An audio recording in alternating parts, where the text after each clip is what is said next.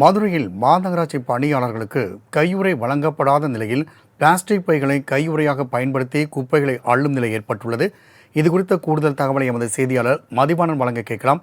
வணக்கம் மதிவாணன், இந்த அவல நிலைக்கான காரணம் என்ன? ஏன் மாநகராட்சி நடவடிக்கை எடுக்கவில்லை? கூடுதல் விவரங்கள். வணக்கம் ராம்குமார். மதுரை மாநகராட்சியினுடைய உச்சகட்ட அவலநிலை என்று சொல்லலாம். மதுரை மாநகராட்சி பணியாளர்களுக்கு கையுறை வழங்கப்படாத நிலையில் பிளாஸ்டிக் பைகளை மட்டுமே கையுறையாக பயன்படுத்தக்கூடிய நிலை என்பது இருந்து வருகிறது.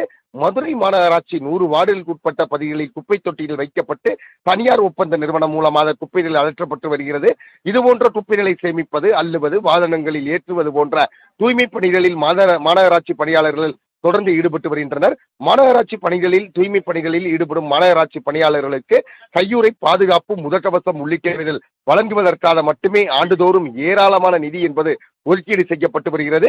இருப்பினும் கூட மதுரை மாநகராட்சியின் பல்வேறு பகுதிகளில் குப்பை தொட்டிகளில் அருகிலேயே குப்பைகள் குவியலாக கொட்டப்படுவதால் குப்பைகள் மழை நீரோடு தேங்கி கடும் துர்நாற்றம் வீசி வருகிறது.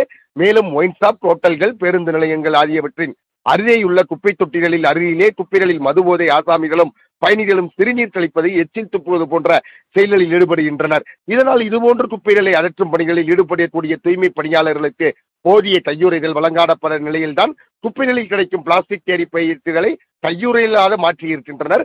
மேலும் கடுமையான துர்நாற்றம் வீசும் நிலையிலும் கூட குப்பைகளை அகற்றும் போது தூய்மை பணியாளர்களுக்கான முகக்கவசம் இல்லாத நிலையில் துர்நாற்றத்தை சுவாசித்தபடியே தூய்மை பணிகளில் ஈடுபடக்கூடிய ஒரு அவலநிலை என்பது இருந்து கொண்டிருக்கிறது. இது குறித்து பயணிகளிடம் கேட்ட பொழுது தங்களுக்கு போதிய கையுறைகள், முகக்கவசங்கள் வழங்கப்படவில்லை என வேதனையை தெரிவித்திருக்கின்றனர். அதிகாரிகள் மற்றும் மேயர், அமைச்சர் வரும்பொழுது மட்டுமே கையுறைகள், முகக்கவசம், பாதுகாப்பு கவசங்கள் வழங்கப்படுவதோடு பிளீச்சிங் பவுடர் தெளித்த பின்பாக குப்பைகளை அள்ளுவதற்கான பணிகளும் மேற்கொள்ளப்படுகிறது. ஆனால் இயல்பான நாட்களில் இதுபோன்று கடுமையான துர்நாற்றம் வீசக்கூடிய குப்பைகளை முகக்கவசம் இன்றியும் கையுறை இன்றியும் சிரமத்தோடு அள்ளி வருவதாகவும் தூய்மை பணியாளர்கள் தெரிவித்து வருகின்றனர்.